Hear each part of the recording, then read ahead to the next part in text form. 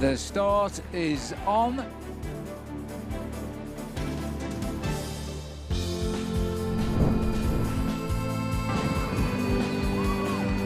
This is the church of Our Lady Lang. There's a crash. A huge fall, lots of riders having gone down. Plenty in the yellow colours of Jumbo-Visma, and this is right at the front.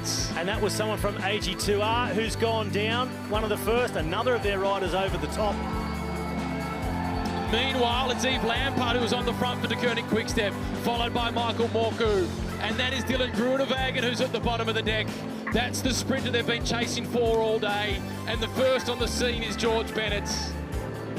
Well, that's disaster for Jumbo-Visma. The man destined to win this first stage is sitting on the deck. Well, that is of no concern to the riders left in the front. They're going to do their thing with or without Groenewegen. It's De Koning Quickstep at the front. Now the acceleration for Bora Hansgrohe on the right. Max Richese follows him against the barriers for UAE. Philipsen just staying upright. Michael Matthews squeezes through. He's got himself towards the front. Morku leading. It's Richese, followed by Michael Matthews. Christophe Laporte is also there. Cole Braley is a little bit further back. Viviani is not there. Viviani is out of the picture. He's on the left trying to make up ground. On the front it's Richese pulling. Matthews in the wheel. And Peter Sagan. Then it's Nizzolo. Viviani is there in the blue, but he's a little bit too far back. Michael Matthews with 300 metres remaining. This is still a long way to go. Matthews on the front. Sagan is waiting. Caleb Ewan in fourth. Sonny Colbrelli goes early. Peter Sagan tries to get into the slipstream. It's Viviani late on Caleb Ewan. Ewan is boxed in, punching his way through. It's Peter Sagan that gets there.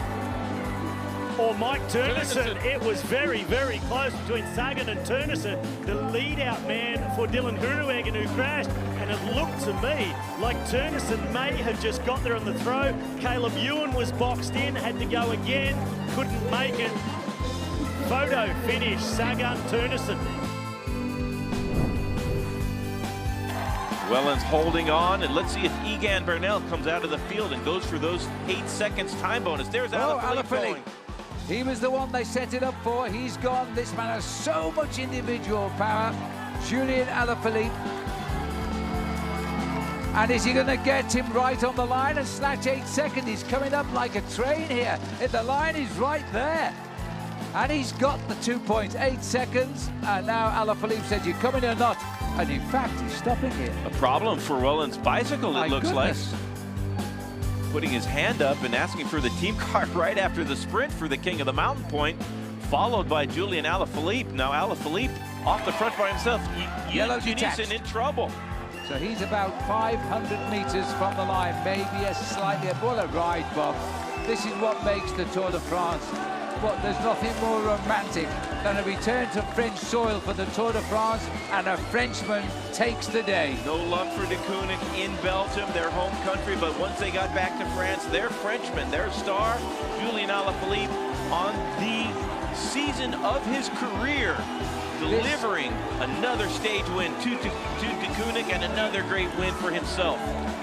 It is a third Tour de France. He's wore the white jersey for 5 days. He's led in the King of the Mountains of the Tour de France. And now he is coming home for his third ever stage win. From the Grand Bournon in the Alps to Luchon in the Pyrenees to the finish here in the capital of Champagne. He gets his third ever stage win of a Tour de France. And this one, I bet, will be the sweetest of them all. He cannot afford to ease off those pedals. We're going to see the riders in the chase behind, but it's all too late. He made the move, he won the day. He's enjoying the spoils of not only a stage win, but going into yellow for the first time in his career. Rock star, absolute rock star. Perfect scenario as well, coming across the border into France. Frenchman now wearing the yellow jersey. The green jersey of Sagan, bumping and boarding his way off the riders as he continues. The lead out is opening up, a little rush down the left-hand side of the picture here. Sagan still looking for the right wheel to follow. He wants to get to Matthews. He's sat on the back wheel of the green jersey, and he can't get out of this at the moment as they start to break for the line. It's fifth wheel for Sagan. That's a wide bend here as they line up for the finish. Where is Sagan? Because he's the man to beat in a race like this. He's going to have to come through on the barriers, though. And even Julian Alaphilippe thinks he might still have a chance as they race up towards the line. The final lead out now, the break on the left here, and now goes Sagan just off camera as he comes through. Boy, he made sure of this one as he races to the line. Trentin in second place, or is he going to make it? As the white jersey took him on towards the line. But the man in green, the man of the hour, Peter Sagan, gets his first stage win of this year's Tour de France in brilliant fashion.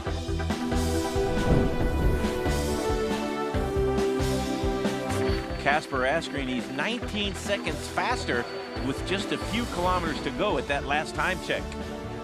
Well, this is where Wout van Aert is. We saw him from the helicopter just briefly, out on the course, 1.3 kilometers, heading towards the finish now on what is a twisty old course. And we're hearing he's just fallen off. And there he has. Wout van Aert has overshot this right-hand bend. Watch this. As he comes around the right hand, he clips the barriers. Hits that little... No, there's no doubt he was coming home with the best time so far. Oh, goodness gracious. Oh, no, that's a really, real unfortunate situation. Let's have another look, Bob. Watch the feet. They are calling for the ambulance, in fact.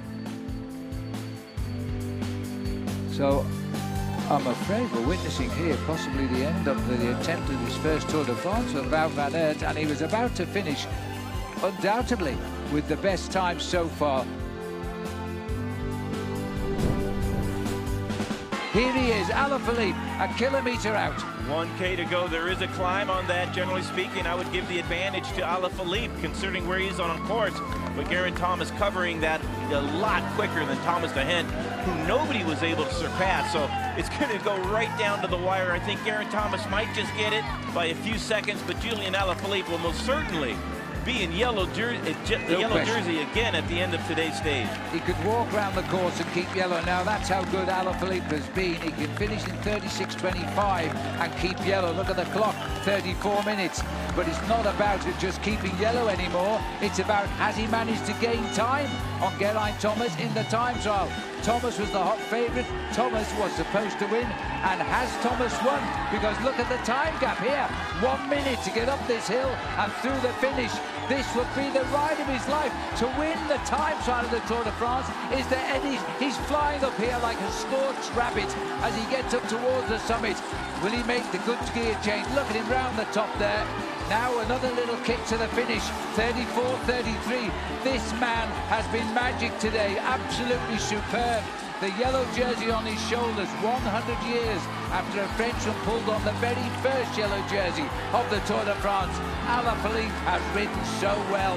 He is on top. He is the very sole reason why the crowds this year on the roadside of the Tour de France are growing by day, by day, by day. 35.48 to beat. He does it by 14 seconds. They were absolutely unbelievable final kilometers. The ride of his life, absolutely thrilling for Alaphilippe.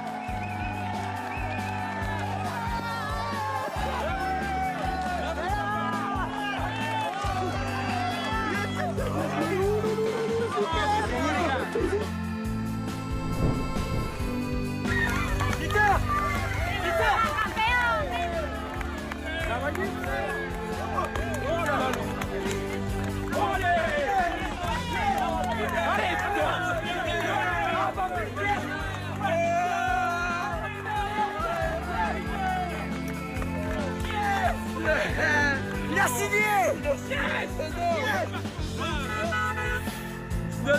La seconde d'accord. Ah, il a pris le temps. Hein. And 4 seconds come off the time. He's digging so deep, Julian Alaphilippe, but that yellow jersey, he knows the crowd are cheering for him. There's the bonuses for you. If Alaphilippe can take a few seconds bonus plus the time gap over Thomas, he's going to be feeling pretty good. Thibaut Pinot, he is another Frenchman who wants that bonus. Kruijswijk, who's third overall, he looks really tired. The face of Egan Bernal moves up to second. The yellow jersey moves up to third. If this man sees the finish, I don't know where he gets his strength from, but he'll go for it. Bernal is gritting his teeth, but Thibaut Pinot says this one is for me. The yellow jersey in second. Thibaut Pinot, he's the one that tried to take it earlier. They brought him back, not this time. He's going to be the first to the top of the Col de Tourmalet. Look at that gap. Great acceleration by Thibaut Pinot for the stage win and move up in the overall standings. Now Alaphilippe goes. He goes his last gasp effort to get back on terms with Thibaut Pinot. Already starting to celebrate. Thibaut Pinot has done it. He crosses the line in first place. He'll move up a little bit tonight.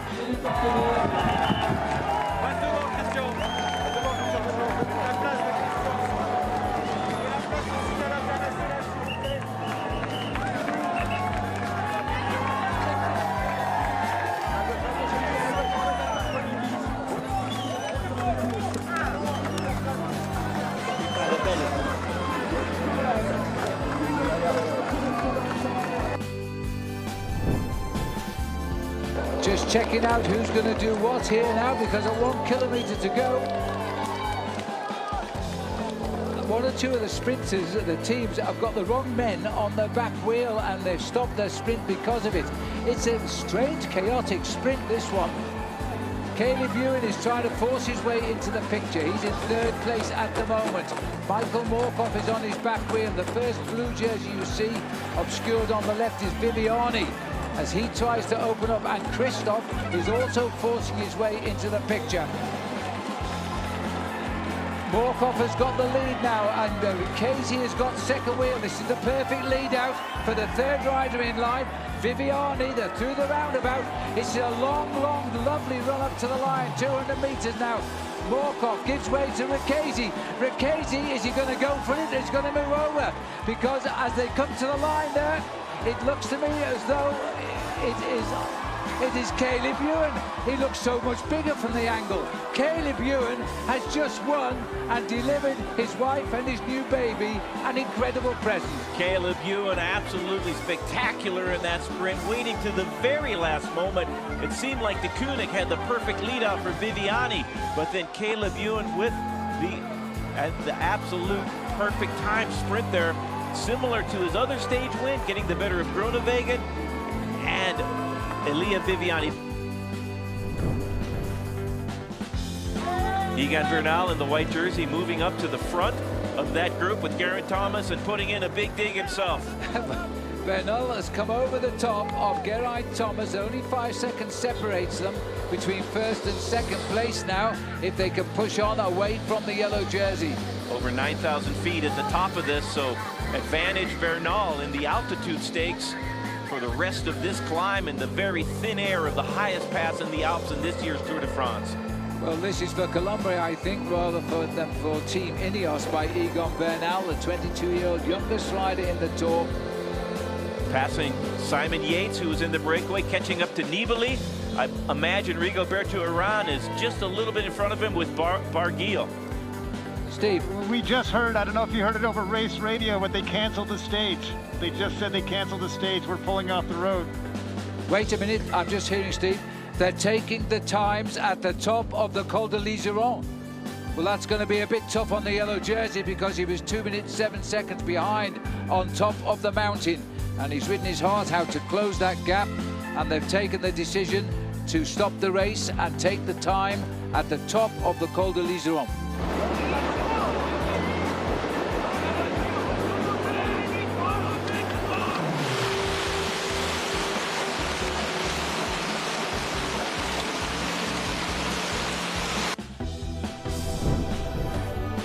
Looks like Geraint Thomas. The salute, the congratulations to the yellow jersey, the youngest rider from Colombia in this Tour. Tomorrow will win the Tour de France. And congratulated by his teammate Geraint Thomas, who won this race last year.